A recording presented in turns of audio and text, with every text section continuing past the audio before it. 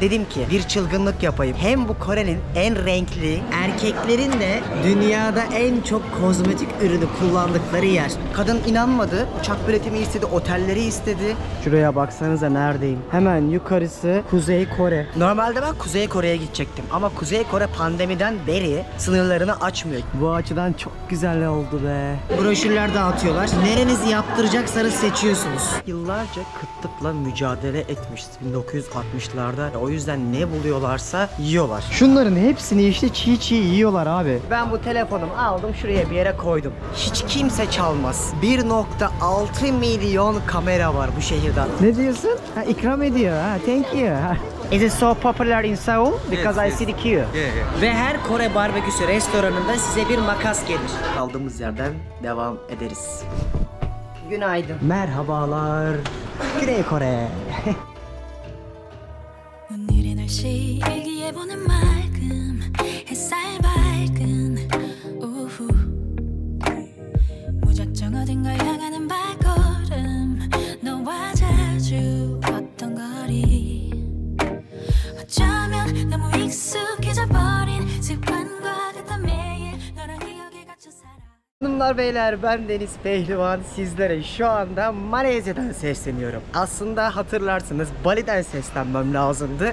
Ama artık önceki bölümde de söylediğim gibi Bali macerasının sonuna geldik. Şöyle Bali'de gezerken bir baktım etrafa, her yerde çok fazla Koreli var. Ya dedim bu kadar Koreli buraya geliyorsa buraya gelen bu uçakların bir şekilde geri dönmesi lazım. İnternetten bir baktım 150 dolara 200 dolara Seul'e biletler var. Dedim ki hazır Sakura da geliyor. Bir çılgınlık yapayım. Hem bu Kore'nin en renkli bu kiraz çiçeklerinin açtığı dönemi göreyim. Oradan Japonya'ya gideyim. Japonya'dan da Hawaii'ye bir bilet buldum 7000 TL falan. Oradan Miami'ye gideyim 7000 TL derken akıl almaz bir dünya turu rotası çıkarttım. Bir anda bunların hepsi aklıma geldi ve şu andan itibaren de bütün yolculuğuma sizleri de ortak edeceğim. Sonuna kadar izleyeceğiniz bölümler yapacağım. Güney Kore'yi hem Japonya'yı özellikle görsel şöleniyle izleyeceksiniz. Daha önceden gittiğim ülkeler olduğu için oldukça iyi biliyorum, hakimim. Blog yazılarımda da binlerce satır bu ülkelere dair yazılar yazdım. O yüzden bir de Sakura döneminde hem Kore'yi hem Japonya'yı, akabinde de Pasifik Okyanusu'nu aşarak Amerika Birleşik Devletleri'ni benden dinleyin. Sizlere iyi seyirler, bana da heyecan dolu bir yolculuk olsun. Asyalılar Endonezya'yı çok seviyorlar. Özellikle Bali çok popüler. Hem Japonlar hem Çinliler hem de Koreliler tarafından. O yüzden çok fazla uçuş var. Keza nasıl ki Tayland son zamanlarda Hintliler ve Arapların istilasına uğradıysa, aynısını Bali içinse daha çok Koreli, yani Doğu Asyalı ülkelerin istilası altında olduğunu söyleyebilirim. Şimdi böyle olduğu için buralarda uçak biletleri çok uygun arkadaşlar. Türkiye'deki gibi değil. Yani kaç saatlik uçuş yapacağım şimdi? Önce Bali'den Malezya Kuala Lumpur'a geldim. Buradan da bir 5-6 saat uçacağım. 150-200 dolar para ödüyorsun. Para değil. Ki erken alsaydım 100 dolara bile bilet vardı, bagaj dahil. Niye Malezya'dan uçuyorum? Çünkü burada Batik Airlines var. Bu Türkiye'ye de yeni uçuşlar açtı. Sabiha'ya uçuyor. Çok uygun bilet satıyorlar. Geldiğim yerde böyle bir terminalin ortasındayım. Uçağı kaçırmak üzereyim. O yüzden biraz acele ediyorum. Bari kaç saattir yoldaydım. Yorulmuştum. Böyle birazcık kahve içerken dalmışım. Çok büyük havalimanı burası. Malezya'daki, Kuala Lumpur'daki. O yüzden bir sürü terminal var. Ve son dakika kapı değişmiş. O yüzden terminali otobüse değiştirmem lazım. Koştura koştura gidiyorum. Yani bu hatayı nasıl yaptım anlamadım ya. İşte artık Bali'nin rahatlığı diyelim. Orada o kadar alışmıştım ki rahatlığa. Bir şeye koşturma telaşım olmadığından takıldığım için neyse bir şekilde yakalarım artık. Bir de bu havalimanının içerisi çok eski abi, yani tabelalar bile, ekranlar bile hiç iyi değil. Bu dondum buz gibi. Thank you. O yüzden birazcık salaklığıma da denk gelmedi değil. Ya bir yandan da ben Güney Kore ile ilgili çok araştırma yapıyordum, planlar yapıyordum. Bir de çok pahalı her şey, ateş pahası. Her şey çok iyi çalışırken işte bazen böyle aksilikler oluyor ama çözeceğiz. Ha gayret. H, right? Yeah, my passport is waiting. Okay, thank you. Hello. Gerçekten hayatımda gördüğüm en kötü yönlendirmeleri olan havalimanı. Öyle ki uçaktan indiğinizde uçağa binenlerle aynı yere toplanıyorsunuz. Arada hiçbir şey yok. Ömrümden ömür gitti. Neyse şükürler olsun. Yakaladım sıkıntısız. Böyle bir saçmalık var mı ya? Uçağa biniyoruz yine bagajları X-ray'e sokuyorlar. Zaten aktarma yapmışım. Yani şu olayları dünyanın birçok yerinde anlayamıyorum. Gerçekten her yerin kendine kafasına göre düzenleri var. Şimdi ben niye buraya gidiyorum? Normalde ben Kuzey Kore'ye gidecektim. Ama Kuzey Kore pandemiden beri sınırlarını açmıyor. Çin'den bir acente buldum. Çin'den direkt aktarma yaptıracaklardı bana ve Kuzey Kore'ye o turlarla gidecektim. Lakin sınırlar kapalı olduğu için giremezsin dediler. Sakura da geldiği için bir de Kore'yi çok seviyorsunuz. Özellikle gençler K-pop falan da çok seviyor. Ama bununla beraber benim bu ülkeye gitmemin en büyük sebebi bu ülkeye dair çok az video yapmıştım. Daha çok blog yazılarım vardı. O yüzden size kapsamlı bir şekilde göstermek istiyorum. Özellikle eğitim sistemi ve son 60 yıldaki Kore'nin başarısının ilham alınacak detaylarını bu videolarla aktarmayı planlıyorum. Tabii ki aynı zamanda hem ülkeyi birlikte gezeceğiz hem de Japonya'da da çok farklı şehirlere gidiyor olacağız. Baştan bu amacımı size belirteyim dedim. Heyecan dorukta güzel bir dönemde gidiyorum. Sakura dönemi olduğu için çok renkli geçecek eminim. Uçağa geçiyorum artık. Uçağı almayacaklar diye bir korkmadım değil. Neden? Google'larsanız biraz ya da YouTube'daki videolara bakarsanız bizim giden Kore'ye Türklerin hepsini kapıda alıyorlar. Ya uçağa almıyorlar ya ülkeye almıyorlar ya da sorgu odalarına alıyorlar. Muhtemelen benim de başıma gelecek. Çünkü çok fazla mülteci sıfatıyla bizim ülkemizi kullanıp giden insan olmuş. O yüzden baştan sonra size deneyimimi aktaracağım. Aslında ne Kore ne Japonya bizden vize istemiyor. Ama Güney Kore'de yeni bir sistem gelmiş. K-ETA diye geçiyor bu. Yani bir turizm online izin formu gibi düşünün. Immigration'dan alınıyor. Ve online olarak bütün pasaport bilgilerinizi gönderiyorsunuz. 15 dolar gibi bir para ödüyorsunuz. Bir gün içerisinde ülkeyi ziyaret edip edemeyeceğinizi onaylıyorlar. Tamamen her şey online oluyor. Mail üzerinden. Ben bu evren başvurusunu yaptım. Otelimi koydum. Dönüş biletimi aldım ki bu adamların sorgu ve sualleriyle uğraşmak istemiyorum. Çünkü pek muhtemel ben de aynı şeyi yaşayacağım. Eğer Kore'ye gelirseniz aklınızda bulunsun. Vizesiz olması demek illa kafanıza göre çok saçma biliyorum ama izin istiyorsunuz yine yani kapı vizesi gibi düşünün. Saçmalığın daniskası, başka bir şey değil. Şimdi uçağa doğru biniyorum. Bütün şu süreci de size aktarayım ki hani eğer Kore'ye gelirseniz bunların nasıl işlediğini bilin diye söylüyorum. Detaylıca yine her şeyi açıklamaya da yazacağım. Oraya bakmadan sakın plan yapmayın. Haydi bakalım, vamos. Abi inanılır gibi değil. Sakura'yı görmeye Kore ve Japonya'ya gidiyorum ya. Bu milyonlarca insanın belki çok büyük bir hayali ve şu an onu yaşıyor olmak vallahi şükürler olsun ya. Size oralarda da anlatacağım şeylerde benim özellikle bu işlere başlamamda çok büyük ilham olan şeyler var. Hep orada gezerken şey derdim ya, bir gün ben acaba sadece tek işim dünyayı gezmek olacak mı derdim. Ve ilk bunun fitili aslında Kore Japonya taraflarında ateşlenmişti. Orada karar vermiştim ve bugün bu mesleği yaparak dünyayı gezip sizlere aktarıyorum. Bazen her şey hayal gibi geliyor ama bazı hayallerin gerçek olduğunu görmek insanın gerçek anlamda yaşadığını hissettiriyor. Mesela bu beni son yıllarda heyecanlandıran en önemli 3-5 şeyden bir tanesidir. Çok büyük bir hayaldi. Gerçekleşiyor. Hadi bakalım. İnşallah kazasız belasız ülkeye alırlar. Bakalım neler bekliyor. Haydi bakalım. İyi yolculuklar. Hello. Thank you. Bu havayolu şirketi işte onların düşük bütçeli havayolu şirketi. Aslında Türk Hava Yolları'nın Anadolu Jeti var ya, Malezya Hava Yolları'nın da işte Batik Airlines'ı var. Bunu yeni kurdular diye biliyorum yani. Türkiye çok yaygınlaşmaya başladı son zamanlarda ve fiyatları çok uygun oluyor. Güneydoğu Asya'ya gelirseniz aklınızda bulunur. Şimdi burada saat akşam 10'da uçağa bineceğiz ve vardığımızda sabah 6 olacak ve Türkiye ile bildiğim kadarıyla 6-7 saatte saat farkı var.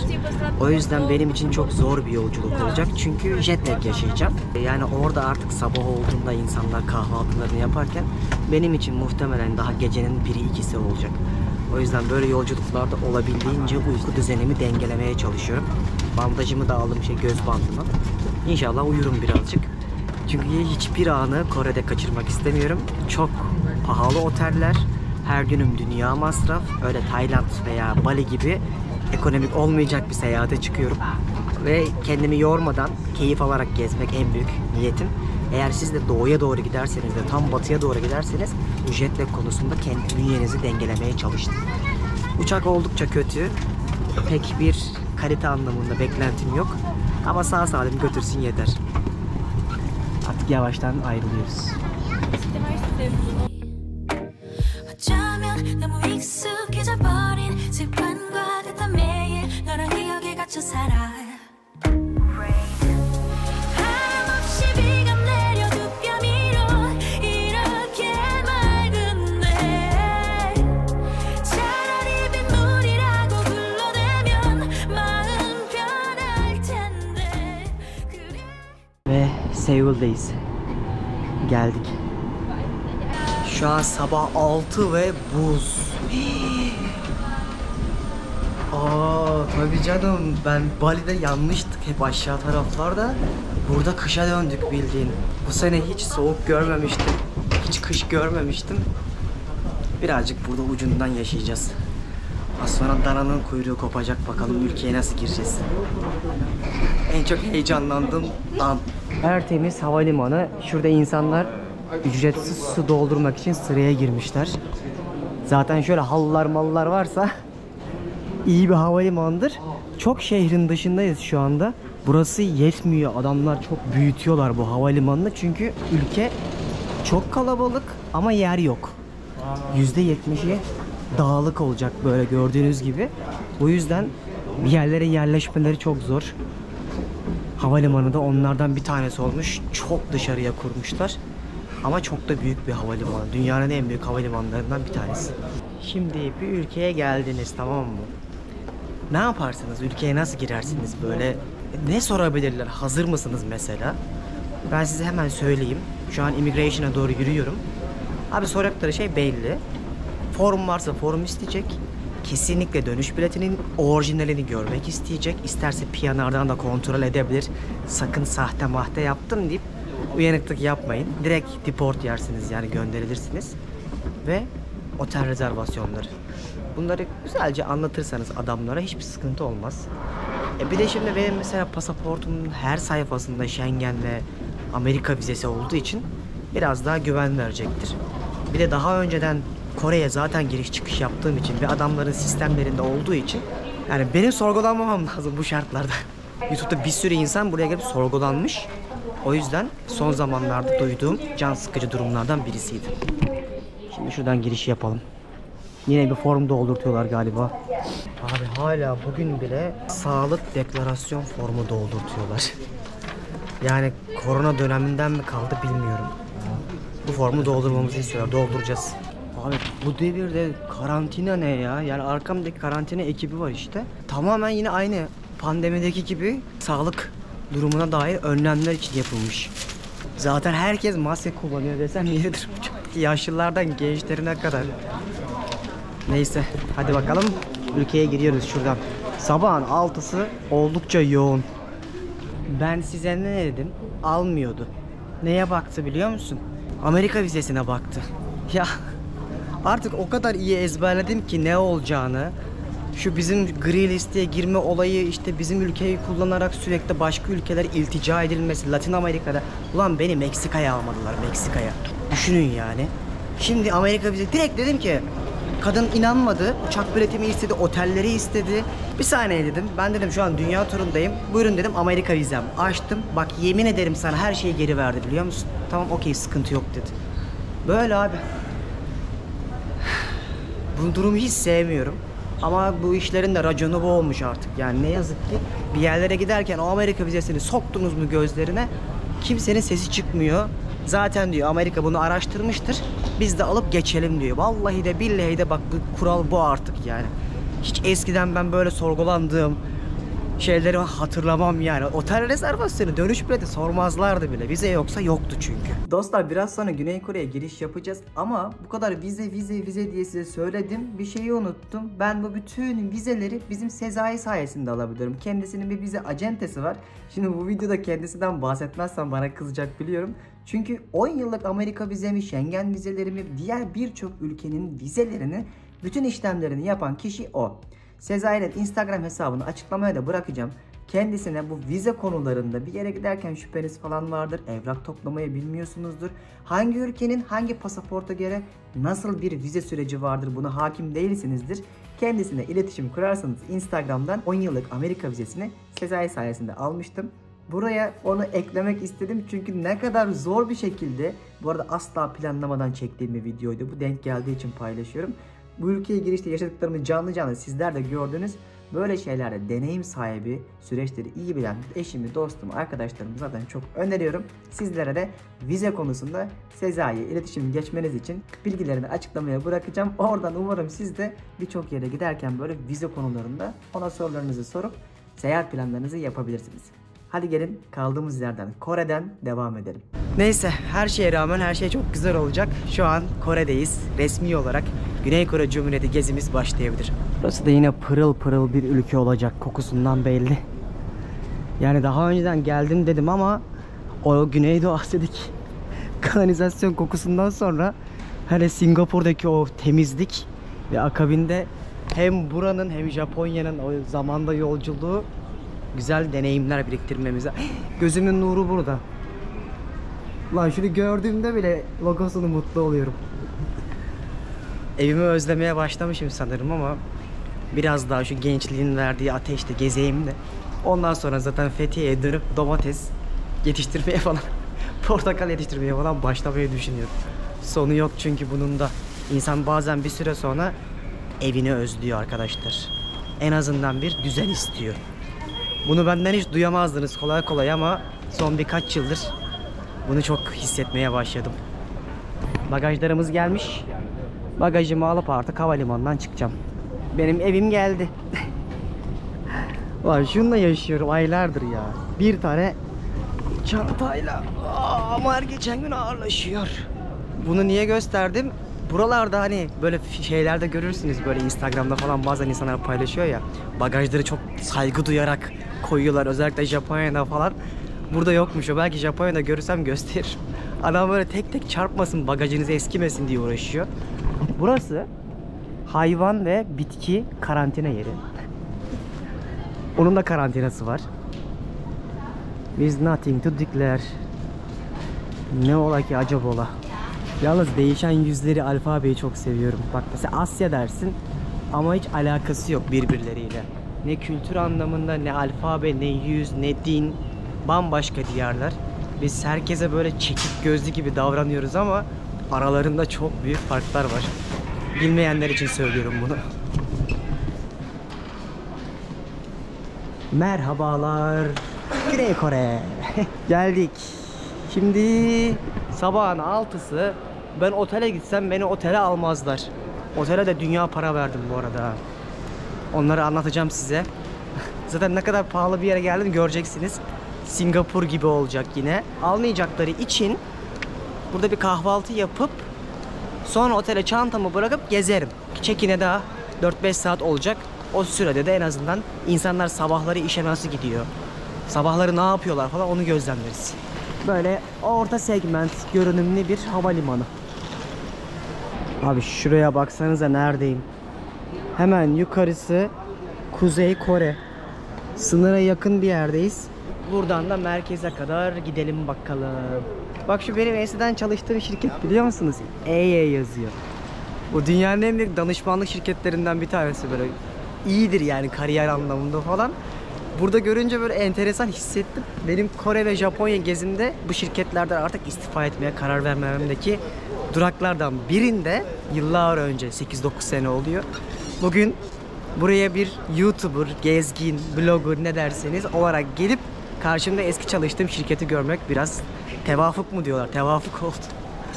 Çünkü gerçekten özel sektör insanın canını alıyor Türkiye'de. Aynı zamanda Kore için de aynı şeyler geçerli olacak. Merak etmeyin yani. Ben size muhtemelen Kore'nin gerçek yüzünü anlatacağım. Hiç de dışarıdan göründüğü gibi bir yer değil burası. Niye dünyada en çok intihar oranı Kore ve Japonya'da? Birazcık da o iğneyi çuvaldızı batırma olayına da değinmek istiyorum. Çok acıktım. Bir kahvaltı yapayım. Uçakta hiçbir şeye vermediler. Su bile paralıydı. Koltuklar rezaletti falan. Keşke $100 daha verip ya da $150 Singapur Hava Yolları'yla falan gelseydim. Yani kısa mesafe için çekilir bu havayolu şirketi de uzun için hiç çekilmez abi.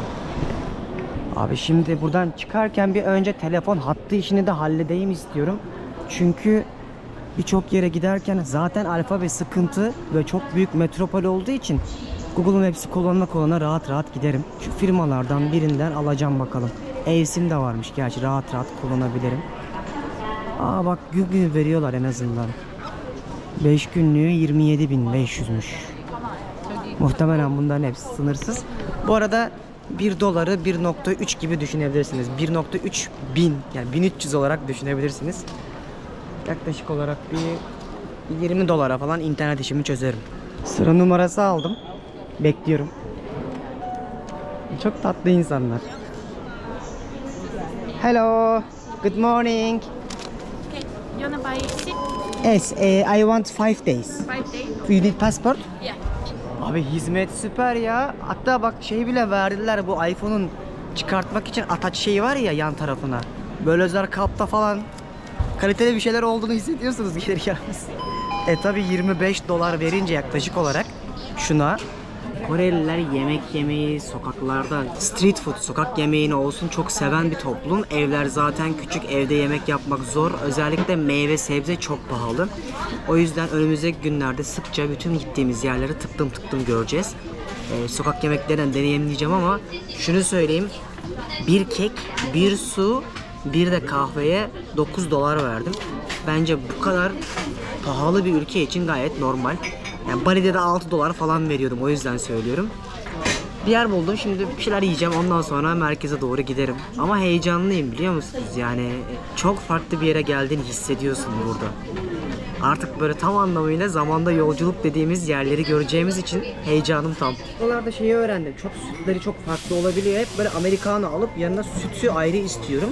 O zaman daha kendi kafama göre karıştırabiliyorum.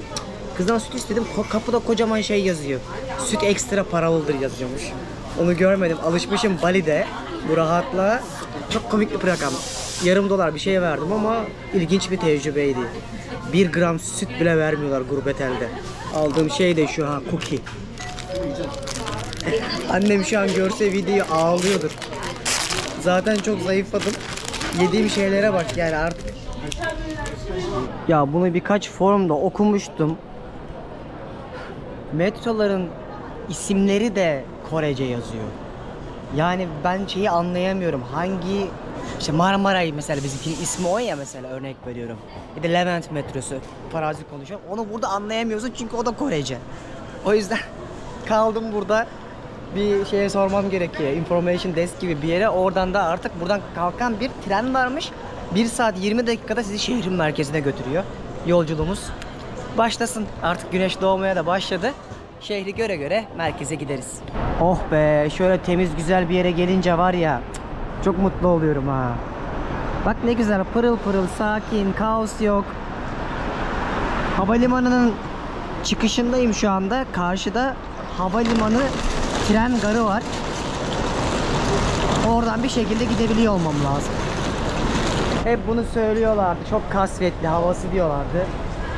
Özellikle hava kirliliği çok fazlaymış burada. Ve hep kapalıymış hava. Oğlum nasıl tren istasyonu, havalimanı gibi. Oldukça lüks. İçinde kapsül oteller falan da varmış. Burada şu olması lazım. Maglev Line diyor ya, hızlı tren. Onunla gitmem gerekiyor merkeze kadar. Çok güzelmiş ya. Allah, bu kadar küçük bir ülkenin şunları bu kadar kısa zamanda yapması takdire şayan. Dersime iyi çalıştım. Singapur, Malezya'daki gibi anlatacağım size hepsini. Burası da çok çılgın, manyak derecede başarılı bir ülke olmuş. Zaten hepiniz biliyorsunuz ama bir de benden dinlersiniz. From the count machines. Ha, okay. Thank you. Abi durakları anlayamıyorum. Korece her şey. O yüzden adama gösterdim. O da bana biletini şuradan alacaksın dedi. Oraya doğru gidiyorum. Gideceğim durağın ismi Seoul Station. Oradan da aktarma yapacağım. Ne enteresan ya. Düşünsenize, siz de burada doğmuş bu insanlardan biri olmuş olabilirdiniz. Ben en çok gezerken bu empatiyi yapmayı seviyorum valla. Hadi bakalım, benim İmtihanım başlasın. Evet, English. Select a train. Bakalım 8-18. 12 dakika sonra hemen var. Adults diyelim. Purchase a ticket diyelim. 11.000 hiçbir şey değil. Hadi aslanım. Vallahi aldık. Tadadadam. Hadi gidiyoruz. Bu kadar. Para olduktan sonra her şeyi her zaman çözersin. Benim her zaman dediğim gibi. Para olmadığı müddetçe rezillik dünyayı gezmek artık. Express Train diye geçiyor. 43 dakikada merkeze götürüyormuş. Bununla gideceğiz.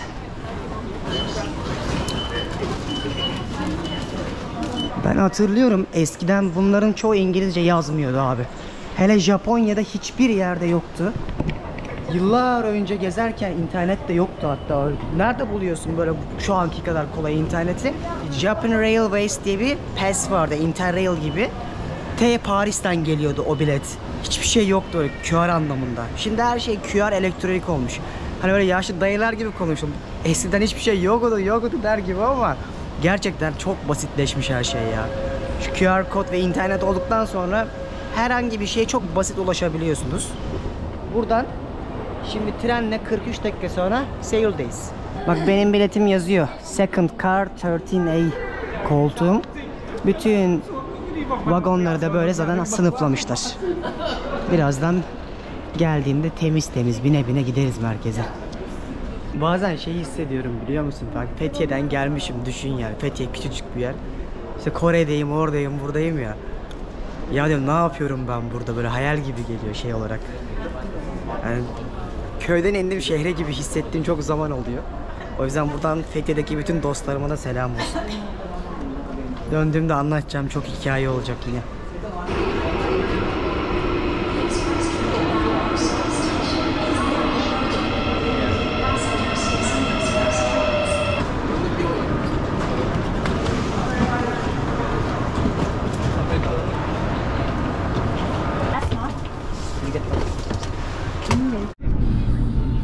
Böyle bu şekilde Seul'ün girişine geldik.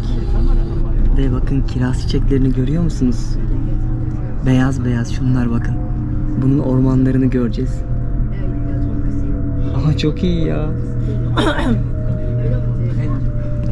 Düşünün daha bunun gibi bir sürü rengarenk ormanların olduğu yerleri görmeye gideceğiz.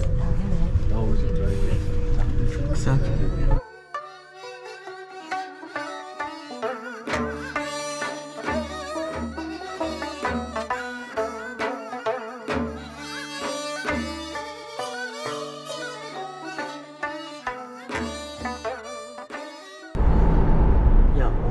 İnsanların saygısını izle. Kadın geçti bak gidiyor.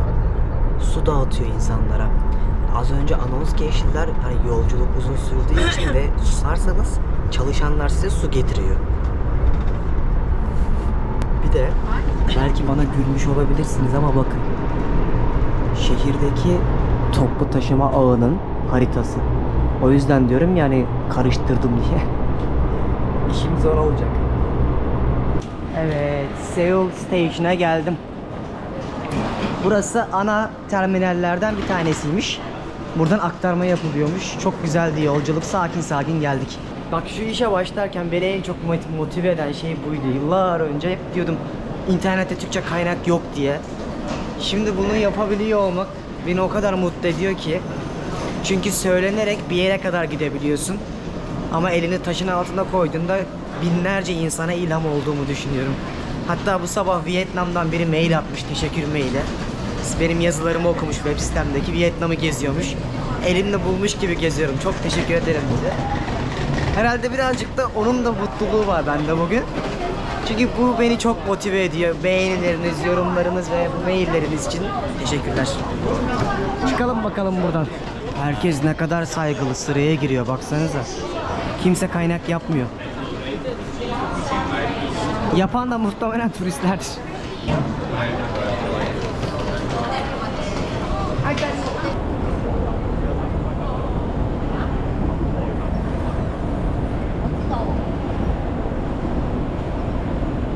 Benim gideceğim yer işte bak, Dongdaemun Historic Culture Park Otelinde Ujira Co-op Residence diye geçiyor. hat yazıyordu az önce ama güncellemedi. 4. line'dan gideceğim. Burada line'lerin hepsinin numarası var. Anladım, çözmeye başladım. 1, 2, 3, 4 diye. Benim gideceğim durak 4'te. Yeniden bilet almam lazım buradan çıkıp. Çünkü bu ekspres biletiydi. Şimdi metroyu kullanacağım. Temizlik sinir bozucu ya. Yani şuraya git, yat yerde. Evdeki ev gibi kokuyor. Nasıl bir metro istasyonu bu? Pırıl pırıl. Bir sonraki trene aktarma yapmaya giderken kredi kartı kabul etmedikleri için nakit para çekmeye gidiyorum. Ana terminalleriymiş burası. Her yere buradan gidebiliyorsunuz. Havalimanına da, birçok metro ağına da. Oldukça büyük. Hadi oğlum ya. Buradaki sistem çok farklı çalışıyor. Dur, anlatacağım size biraz sonra. Of, sonunda paramı alıyorum. 1 saattir uğraşıyorum, size video çekmedim ama sinirlerim bozuldu artık. Tamam, önce kartı ver, dişi ver, kartı ver. Ver abi, sen benim paramı ver. Ay şükürler olsun vallahi ya. Kaç tane ATM denedim, olmadı. Sonunda şurada çekebildim. Şu yüzden söylüyorum. Gidiyorsun, kartını takıyorsun mesela ya. Kartını işlemi aldıktan sonra Korece devam ediyor. ATM'lerin çoğu böyle. Sonra bir şeyi fark ettim şu ATM'de. Önce dili giriyorsunuz, her şeyi seçiyorsunuz, ne yapacağınızı söylüyorsunuz. En son kartı takıyorsunuz. Hani normalde önce kartı takarsın, sonra seçersin ya. Burada önce işleri yaptırıp en son kartla giriş yapılıyormuş. Şimdi 150.000 çektim. Beni bu bugün öldürmez. 120-130 dolar falan yapıyor. En azından işlerimi hallederim. Paramız var. Trene binebiliriz sonunda. En zorudur biliyor musun? Otele gitmek. Ondan sonrası çok basit. Yani günümüzün Kore'sinde bile kredi kartı geçmiyor. Ben Malezya'da falan her yere böyle şunlardan kredi kartıyla geçirerek gidiyordum. Burada çalışmıyormuş. 2 saattir onunla uğraştırdılar beni, helal olsun. Hani Kore'ydik? Neyse. Hallettim. Bak. Vere vere de 1 dolar mı ne verdim yani. Para değil aslında ama işte çözemiyorlar. Ne yazık ki o konuda çok eksik. Sınıfta kaldı. İstanbul'da bile biz bunu çözdük be kardeşim. Sözde bile Güney Kore olacaksınız. Trene doğru gidiyorum şimdi. 4 durak falan gideceğim zaten. Bundan sonra bütün metro ağı benden sorulur. Her yere hakim ol. Hadi bakalım. Şimdi oldu. Burada şöyle bir kural var. Bagajınızı arkanızda tutmanızı istiyorlar. Öndeki insanların üzerine düşmesin diye. Hatta az önce şöyle en önde olan bir adam vardı. Aşağı inerken adamı uyardılar. Dikkatimi çekti. Adamı böyle bağıra bağıra konuştu, uyardı da. Dedim hayırdır ya, neye kızıyor ki, ne var yani? Meğer yasakmış. Her şey kural olacak burada da muhtemelen. Bu kadar küçük bir ülkede bu kadar çok insanı, 50-60 milyon kişiyi kontrol altında tutmak için kuralların ağır olmasını bekliyorum. Aynı Singapur'daki gibi. Keza Japonya'da da öyle. Kültürlerinde zaten kural var ama özellikle eğitim baskısı çok fazlaymış. Bakmayın yani davulun sesi uzaktan geliyor ama yolda çok araştırma da yaptım, okudum da, izledim de. Özellikle gençlerin üzerinde burada çok ciddi baskı var. Eğitim baskısı var, başarı baskısı var. 3 tane çok iyi üniversiteleri varmış mesela. Oraya girmek onlar için hayatlarının en önemli gayesiymiş. Ve burada insanlar aynı Japonya'daki gibi öyle 8 saat falan değil, yeri geliyormuş çok erken işe gidip çok geç çıkarlarmış. Hatta işte uyurlarmış. Ne yazık ki. Hani tamam, çok iyi ülkeler, evet başarmışlar bir şeyleri ama arka planda insani olarak da çok ciddi bir yıpranma var. Doğru hattı buldum. Gideceğim durağın ismi Dongdaemun diye bir yer. Büyük de bir parkı varmış. Parkın orada ineceğim. Oradan otelime doğru giderim. Bir de her yerde böyle her detayda bir reklam görüyorsunuz abi. Bulabildikleri her yere reklam panoları asmışlar. Şu da şehrin metro ağı. Yine her yerde olduğu gibi bir circle var, çember. Bu çemberden diğer hatlara aktarma yapabiliyorsunuz. Mantık hep aynı zaten. Hem Korece hem İngilizce olarak da yazmışlar. Herkes sıra oldu. Millet işe gidiyor. Ben serseri mayın gibi gezmeye. Tren gelirken böyle arka planda marşlar Sanki şey yapıyor, çalıyorlar gibi. Dıdıt dıdıt dıdıt diye. Şimdi yaklaştığını söylediler.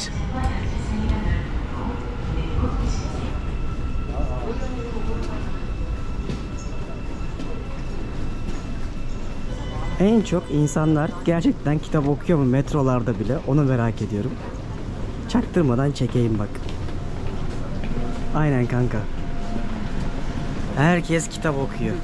Bu telefon çılgınlığı dünyanın her yerinde aynı. Yaşlı teyzelerden tutun da gençlere kadar herkesin elinde telefon var. Aa, şurada bir tane kitap okuyan var, çok pardon. Onu saymadım. Burası aynı zamanda turistik bir yer olduğu için bu durakta bagajlarınızı falan bırakabileceğiniz kitleme dolapları var. Çok güzel, tatlı kokuyor. Burada mısır yapıyorlar. Hello. Şekerlemeler var. Waffle var. Şurada da bir tatlımsı. He, bu kokuyor işte. Hello. What is it? Custard bread. Like sugar, ha? Sweet. Kokusu çok güzel. Şu an Eminönü'nden Karaköy'e yürüyormuşum gibi hissediyorum. O bizim alt geçitlerdeki dükkanlar var ya, onları hatırlattı. Acı, Seul Belediyesi çalışmıyor. Şuranın haline bak. Kaç kattır yürüyorum. Zorla çıktık ve buz gibi bir Seul'e hoş geldik. Kaç dakika sonra nihayet gün ışığı gördüm. Otelin de yakında burada. İlk bakışımız böyle olsun bakalım Seul'e. Çok heyecanlı ya. Ya böyle farklı bir tecrübe hissediyorum şu an, anladınız mı? Yani bu otelim çok yakında, böyle dükkanlara baka baka gidiyorum insanları izleye izleye. Allah'tan metroya yakın bir yerden tutmuşum oteli. Böyle küçücük küçücük 2 katlı yerler var bulunduğum semtte, ama tabii ki daha ne gökdelenler ne Gangnam Style'lar göreceğiz. Burası birazcık dışarıda gibi sanki. Benim otel bu. Ulan var ya, erken alırlarsa var ya, nasıl dua ederim biliyor musun? 14 saattir yoldayım. Çok büyük hayra girerler. Beni otele almadılar. Ben de şöyle bir dolaşayım dedim. Bakın. Bakın başladı. Işık az olmasına rağmen o kadar güzel ki. İşte bundan bahsediyorum. Bunun böyle bazı yerlere götüreceğim sizi. Parklara, ormanlara. Çok daha güzellerini göreceğiz. Bu cherry blossom dedikleri bu oluyor işte, yani o kiraz çiçeklerinin baharla beraber filizlenmesini diyeyim. Tam doğru cümlesi nasıl oluyor bilmiyorum ama görsel şölene hazır olun. Abi değişen alfabeleri izleyerek yürüyorum şu an. Bambaşka bir gezegen oldu. Burada şimdi öğlen saati, millet işlerinden çıkmış, yemeğe gidiyorlar. Restoranlar açılmaya başladı. Burada baktım, biraz şöyle bir kontrol ettim. Hep 11.30'dan sonra açılıyor restoranlar. Öğlen yemeğini yetiştirmek için. Neler var mesela burada? Etler var. Hadi canım, 100 gramı 8 dolar falan. Kilosu 80-100 dolara geliyor yaklaşık olarak. Kore barbeküsünde. Mesela şu 13 dolara falan geliyor. Bunlar kimçiler, bildiğiniz lahana. Şurada yazıyor zaten. Bu kimçiyi ben hiç beğenmedim. Daha önceden de yemiştim, başka ülkelerde de yedim. Hiç benlik değil ve bayağı bir kalabalık olmaya başladı. Az önce kimse yoktu mesela. Şimdi millet işten çıkıyor. Çok iyi ya.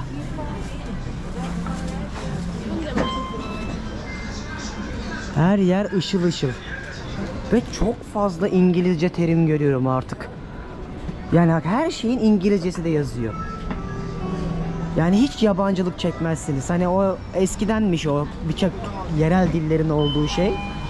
Menüler. Nerede baksam şu an hep İngilizce, Latin alfabesini görüyorum. Benden başka şortla gezen de yok. Otelde üstümü değiştiremediğim için artık idare edeceğim. 1-2 saat daha dişimi sıkayım dedim ama şu an esmeye de başladı soğuk hava. Hyundai City Outlets. Yapıştıralım. Bakalım nasılmış. Oh, içerisi sıcacık. Abi şimdi bu ülkede her şeyde Hyundai'yi göreceğiz. Hyundai'yi sadece bir araç markası olarak düşünmeyin. Hyundai aslında bir inşaat, yeraltı, yerüstü, aklınıza gelebilecek her şeyi yapan ülkenin en büyük holdinginin bir adı. Yani biz araba olarak biliyoruz ama araba çok küçük bir parçası. Asıl bu ülkeyi ayakta tutan, bu ülkenin o en başından beri kurulduğu süreçteki bütün yükü alan ana şirketlerden bir tanesi. O yüzden Hyundai'yi her yerde görürken bu konularda da değineceğim.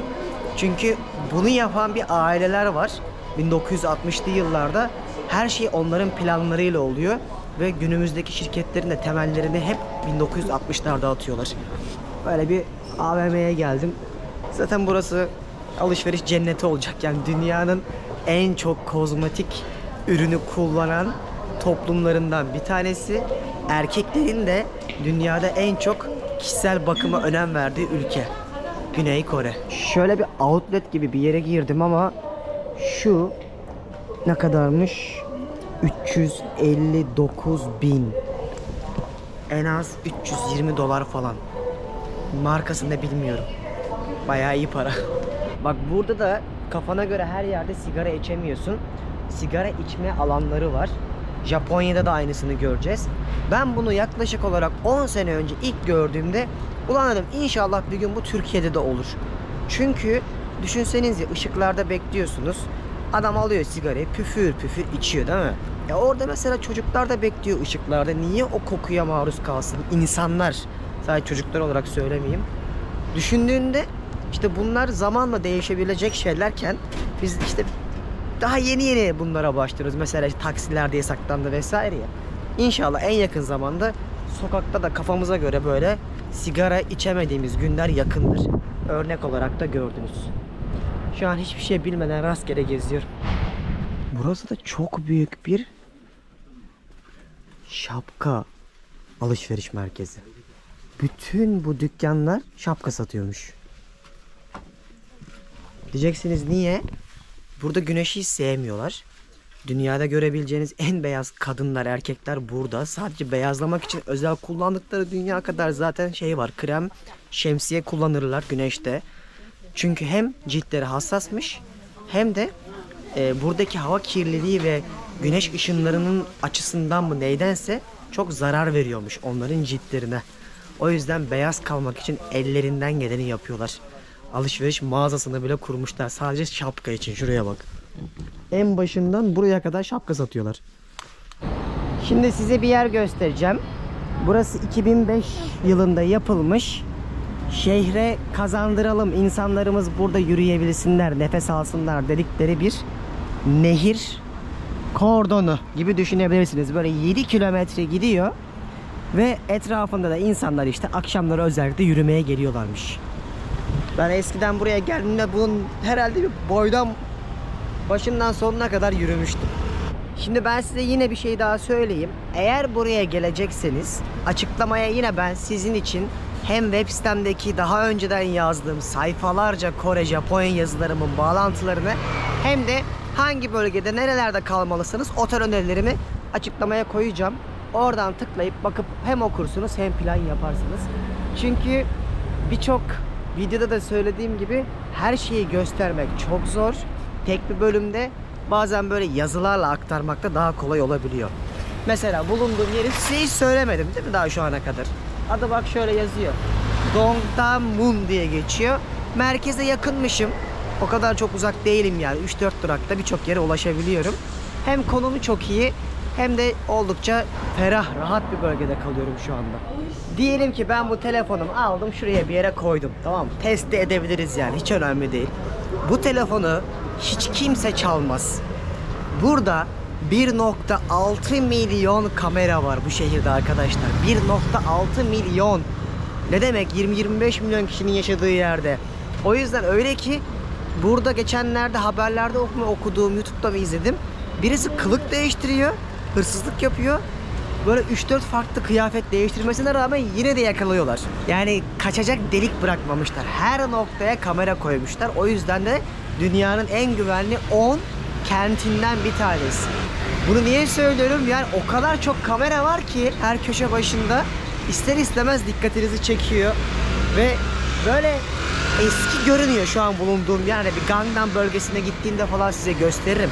Oralar falan çok lüks olacak. Ama buna rağmen oldukça adamlar bütün güvenlik önlemlerini almışlar. Yani 50 yılda hem güvenli hem sosyal anlamda iyi. Ama benim gördüğüm kadarıyla da çok baskıcı, okuduğum kadarıyla çok zorlayıcı bir ülke kurmuşlar. Sonraki bölümlerde anlayacaksınız sebebini. Böyle dolaşırken Eminönü civarında size bilgiyi vereyim dedim. Böyle Kore deyince aklınızda daha çok şey canlanıyor değil mi? Böyle hani uçan arabalar mı var ya da her yerde inanılmaz bir lüks, ihtişam, işte neon ışıklar falan gibi düşünebilirsiniz. Bakın Kore'nin arka yüzü. Bu konuda Japonya daha iyi zaten, yani bunu net bir şekilde söyleyebilirim. O ilk gittiğinizdeki vay be nereye geldiğimi çok daha farklı hissedersiniz Japonya'da. Bir de size bir şey daha anlatayım. Burada ben mesela daha önceden Gyeongju, Busan gibi yerlere de gezdim zaten. Ama böyle şey olmadım.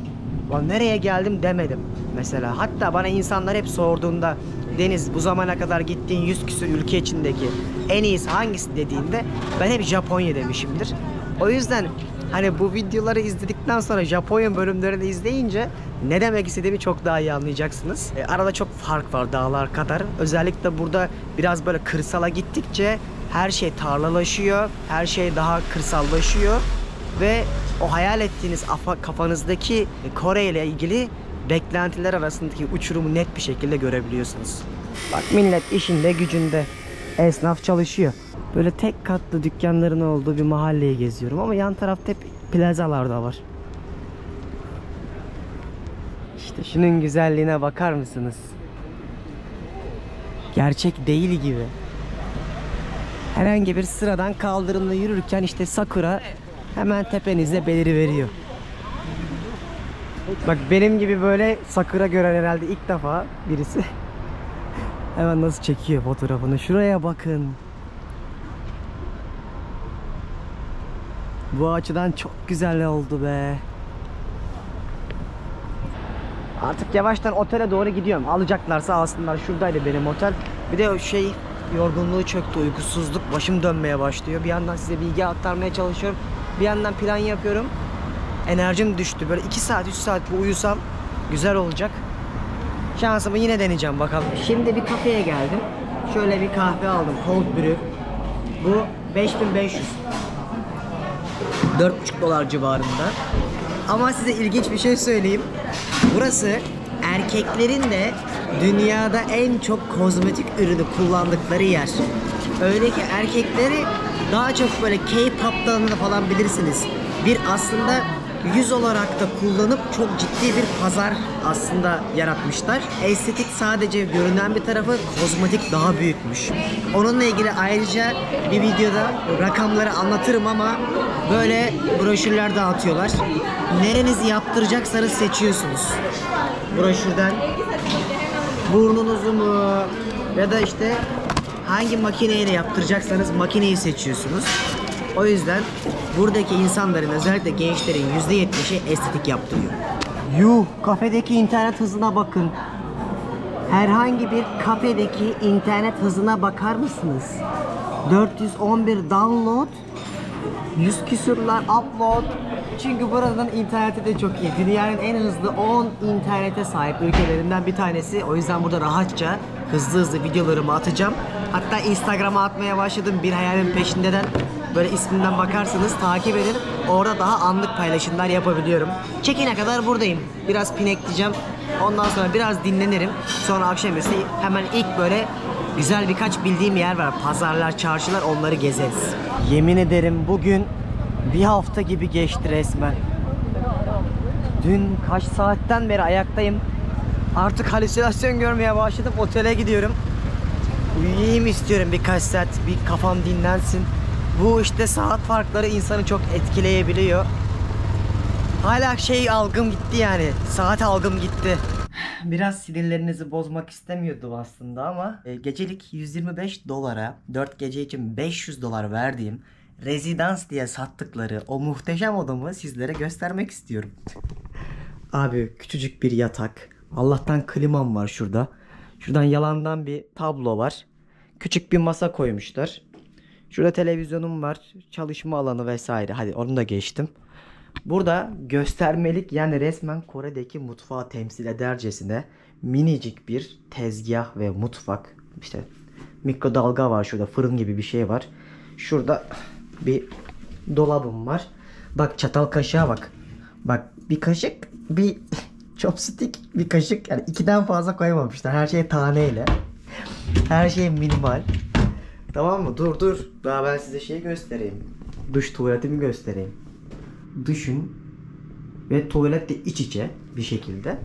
Ve inanın bana, Japonya'da, Osaka'da falan az önce otellere baktım. Çünkü buradan Osaka'ya geçmeye planlıyorum. Çok daha iyi zincirler ve çok daha uygun oteller var. Herhalde burası biraz kafayı yemiş. Yani en uygun otellerden biri bu arada bu. Ha, normalde 300-400 dolar falandı. Hosteller bile 60-70 dolardan başlıyordu. O yüzden böyle bir sürprizle karşılaştım. Bir tık daha büyük bekliyordum, yalan söylemeyeyim. Ama Allah razı olsun, 2 tane de su hediye etmişler. Yani haklarına giremem. Ha, konumu çok güzel. Zaten otelle benim çok işim yok ama hani ne bileyim, eşinizle gelirsiniz vesaire.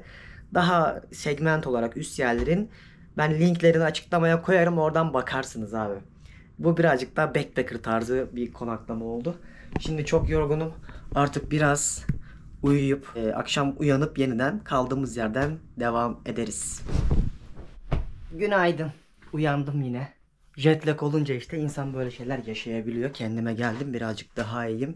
Enerjim daha tam, tıraşımı oldum, duşumu aldım. Akşam yemeği için sizi çok güzel bir pazara götüreceğim. Dışarıda hava 4 derece. O yüzden çok soğuk olacak. Bali'deyken 30 dereceleri görürken şimdi 4'lere düştük.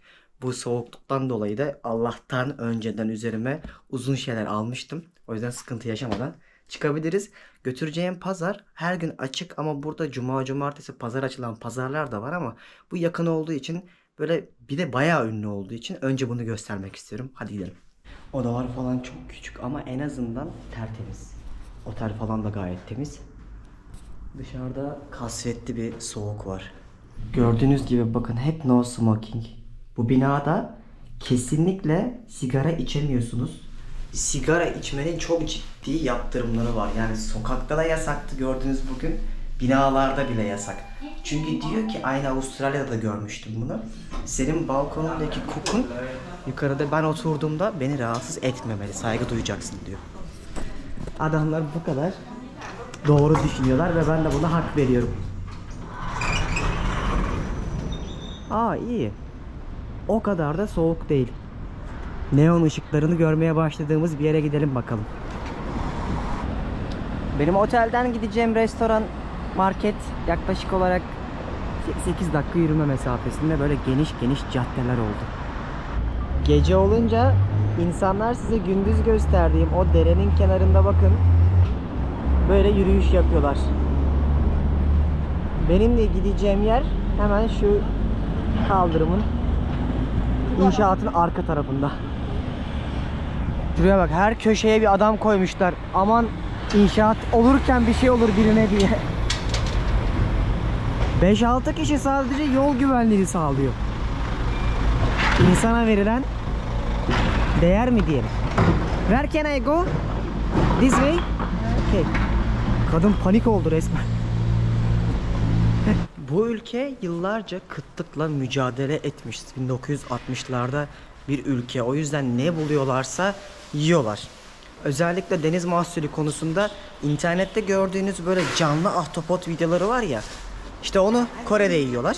Ve bu canlı ahtapot yüzünden aslında her sene onlarca insan hayatını kaybediyor. Ama sırf adrenalin salgıladığı için yemeği hala tercih ediyorlar. Burada var mı bilmiyorum. Hatırladığım kadarıyla Busan'da yıllar önce, 10 sene önce bile yiyorlardı. Şimdi bu pazarı gezeceğiz. Ben böyle pazarları gezmeyi çok severim. Hem yerel insanların ne yediğini görebiliyorsun, hem de daha önce belki görmediğim birçok farklı tezgahı da görüp gözlemleme şansım oluyor. Pazar başladı bak, dediğim gibi hemen ahtapotlar başladı bakın. Bunu böyle alıyorlar abi, canlı kesiyorlar hemen. Yani bana çok gaddarca geliyor bu. O yüzden asla tercih etmediğim bir şey. İşte bana Asya'da tam olarak Kore'yi, Japonya'yı söyleseniz Deniz nasıl izah edersin? Şöyle bir ara sokak, neon tabelalar ve asla tahmin edemeyeceğim alfabe derim. Şunların hepsini işte çiğ çiğ yiyorlar abi. Bak fotoğraflarını da koymuşlar yukarıya.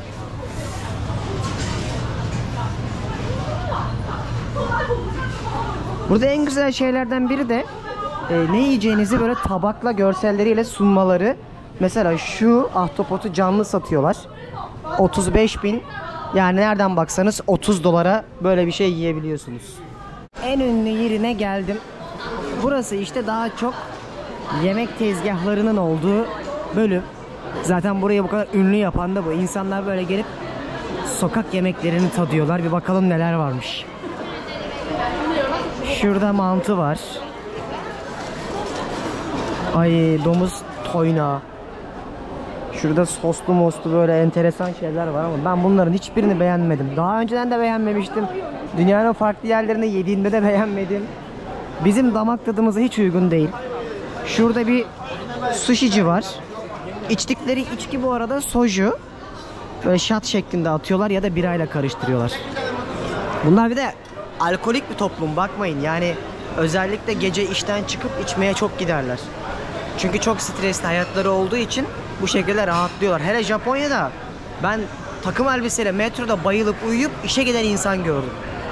Zaten o yüzden çok depresyondaki en önemli bu coğrafyadaki iki ülke arkadaşlar. Yani çok çalışmaktan alkolik oluyorlar.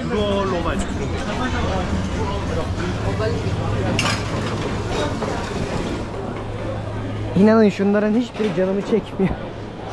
Kimchi'nin her türlüsünü yapıyorlar. Bildiğiniz lahana ve şeyli, baharatlı.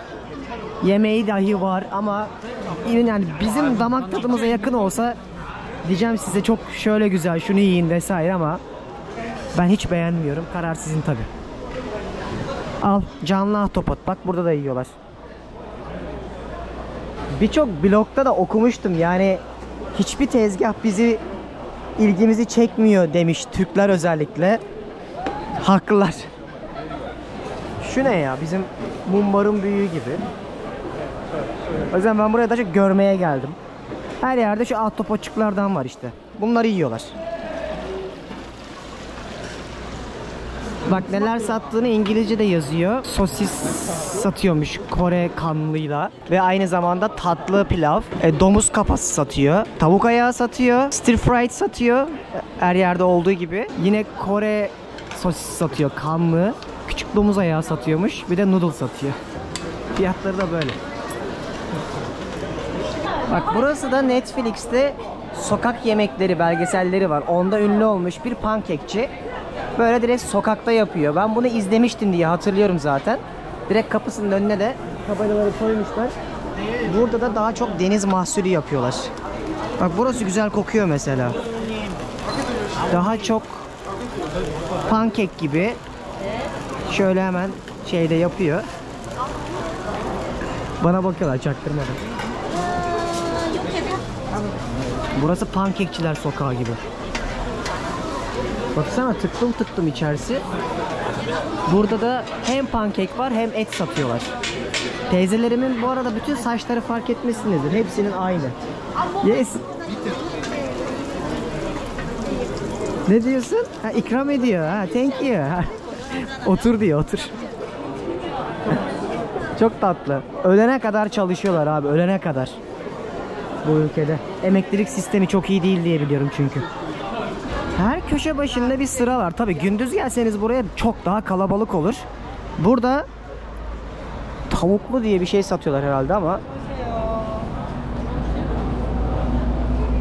herkes bundan alıyor. Çok güzel ama yani böyle renkli renkli enteresan tezgahlar var. Beğendim burayı. Benim az önce bayağı ünlü bir yer herhalde dediğim yerin sırasına bak. 30 metre sıra var. Neymiş abi bu kadar bu? Allah Allah, merak ettim. What is that one? Is it chicken or just like a Donuts. Donuts. Yes. Korean donut. Korean donuts. Yes. Ah, Fried. is it so popular in Seoul? Because I yes. see the queue. Yeah, yeah. Ah. I'm Japanese. You're Japanese? I don't know.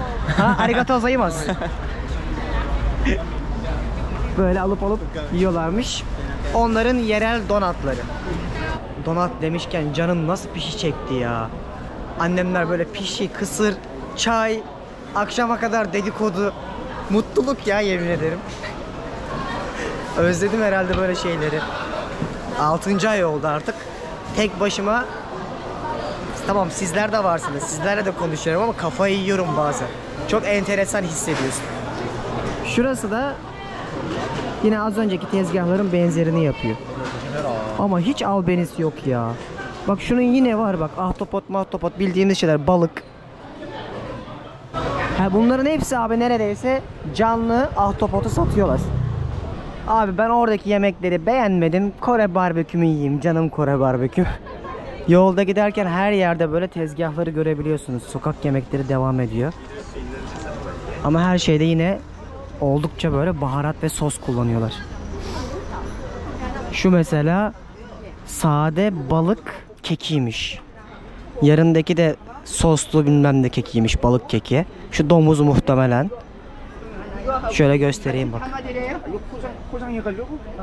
Bunu canınız çekti mi? Çekmedi. Beni de çekmedi. O yüzden diyorum. Bir de benim mesela dünyada en çok beğendiğim 3 et var. Unutamadığım.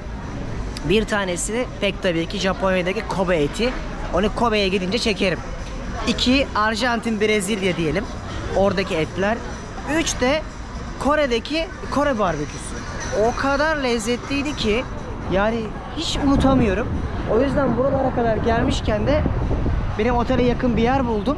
Orada bir Kore barbeküsü keyfi yapalım. Burada insanlar gece saat 2'ye 3'e kadar bu dükkanlara gidip Kore barbeküsü yiyorlar. Bildiğiniz aslında mangal. Şöyle bir mahalledeyim. Benim otelin yan tarafındaki sokak bu. Bir tanesine gireceğim. Güzel olsun yeter, başka bir derdim yok. Karnımızı doyuralım. Bugün hafta sonu, her yer dolu. Bu arada da Allah'a şükürler olsun 7-Eleven burada da var. 24 saat açık oluyor. Hiç eksikliğini çekmemek üzere gezeceğiz buralarda. Abi şurası mıydı ya acaba? Tam ismini de bilmiyorum ki. Her şey Korece yazıyor. Google Maps'ten baktım, orası değil. Bak benim otel de hemen şurada zaten. Güzel bir yerde, canlı bir yerde tutmuşum bak. Heh, burası. Aynen öyle. Hadi bakalım. Bunlardan bir tanesini yiyelim. Herkes sokağın bak kenarında sigarasını içiyor. Mekanlarda yemek yiyenler. Alfabesine baktığım kadarıyla tabelasındaki yazıya göre söylüyorum. Doğru yer olması lazım. Allah'ım et kokuyor. Ulan.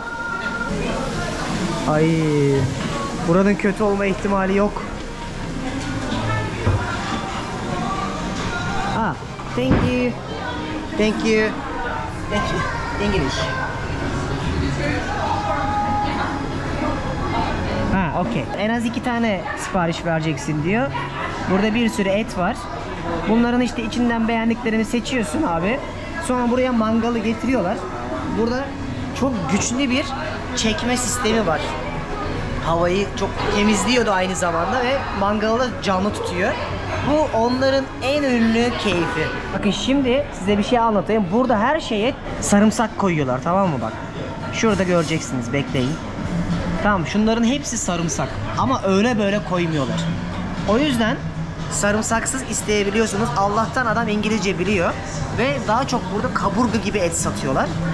Ben onu sevmiyorum, çok kemikli geliyor çünkü ve fiyatı daha pahalı oluyor. Bizdeki kuzu pirzola gibi düşünün. Böyle seçtiğiniz zaman hem daha net et yiyorsunuz hem de makas falan da getirecekler. Muhtemelen kesmesi kolay oluyor. Hadi bakalım deneyelim.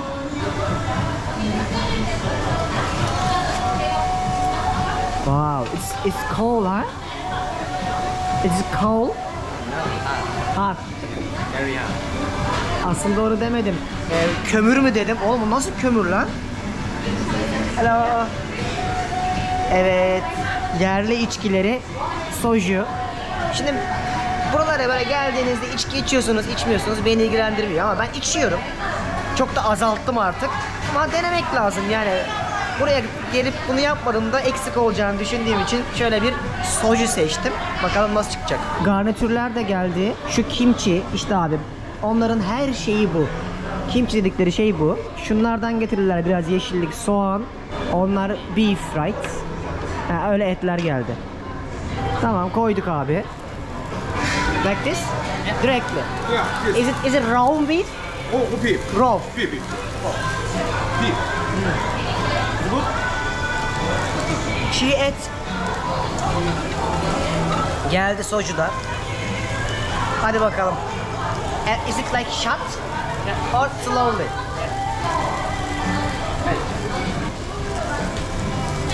İnsan bunu niye içer lan? Sek rakı gibi. Çocuk böyle pişirdi bunları, ayırdı. Ya bildiğin mangal yaktı ha. This is good. Ama böyle çok yüksek ateşte pişiyor arkadaşlar. Bir deneyelim. Hakkınızı helal edin. Birinin bunları yaşayıp anlatması lazım ki size de rehber olsun. Ay. Bakalım nasıl. Muhteşem. Ben bundan 1 kilo yerim. Gayet iyi. Şimdi ben sizi normalde burada çok iyi et restoranlarına götüreceğim. Ama onları biraz dışarıda kaldığım için şu anda yol yapmak istemiyorum. Erkenden de uyumak istiyorum. Rastgele bir yere geldim. Size bir şey gösterecek değil mi? Abi kimchi işte. Ülkenin milli yiyeceği. Şimdi buraya kadar gelmişken canlı canlı bir tadayım. Vallahi çok kötü ya. Aşırı acı turşu ama turşunun tadı bizdeki gibi değil. Ama etlerine bir şey demiyorum. Çok fazla sarımsak kullanıyorlar. Sarımsağı özlemişim. Ve her Kore barbeküsü restoranında size bir makas gelir. Eti hani büyük parçaysa kesin diye. Şöyle kesersin, şöyle bölersin, chopstick'inle yersin. O yüzden makas gördüğünüzde şaşırmayın. Bir tanesini de ben pişireyim. Ya böyle direkt üstüne atıyorlar, yanıyor. Bence yanlış yapıyorlar. Böyle daha hafif pişmeli. Ya biz Anadolu çocuğu yer mi? O da bana bakıyor uzaktan. Etle nasıl yaşadığımızı bilmiyorlar. 3 kilo bir oturuşta et yediğimizi.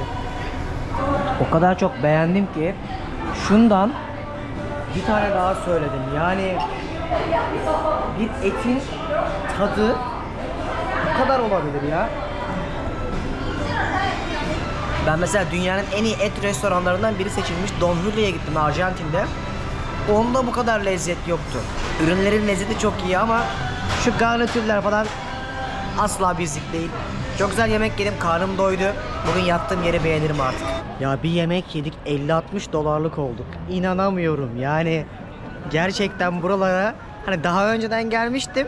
Şimdi video çekmeye geldim sizlere anlatmak için. İçerik olsun diye. Hani birazcık da heyecanlanacağım, destinasyon olsun diye geldim. Pek tabii ki ama bir daha tövbe. Anca böyle kazara evlenirsem zat-ı muhtereme bir hediye olsun diye Japonya'ya falan götürürüm. Artık gelecekteki müstakbel eşime. Ama yok öyle keyfi geleceğim bir yer değil. Burası insanın var ya böyle ömrünü alır. Gerçekten iyi paranız olması lazım yani. Japonya böyle olmayacak. Kore daha felaket diye düşünüyorum, umut ediyorum ya da. Şimdilik benden bu kadar. Çok yorgunum hala. Üzerimden yorgunluk geçmedi. Dinlenip yarın yeni bir bölüm yapmayı planlıyorum. Çünkü yarın artık tam anlamıyla hem Seul'ü hem de Kore'yi gezmeye başlayacağız. Güzel bir yolculuktu. Açıklamada yine her zamanki gibi size burada bildiğim yerleri, web sitemdeki yazıları, konaklamanız için önerdiğim bölgelere kadar her şeyi bırakacağım. Eğer bir gün olur da Kore'ye gelirseniz açıklamaya bakmadan asla plan yapmayın. Şimdilik benden bu kadar. Sonraki bölümde dünya turunda kaldığımız yerden görüşmek üzere.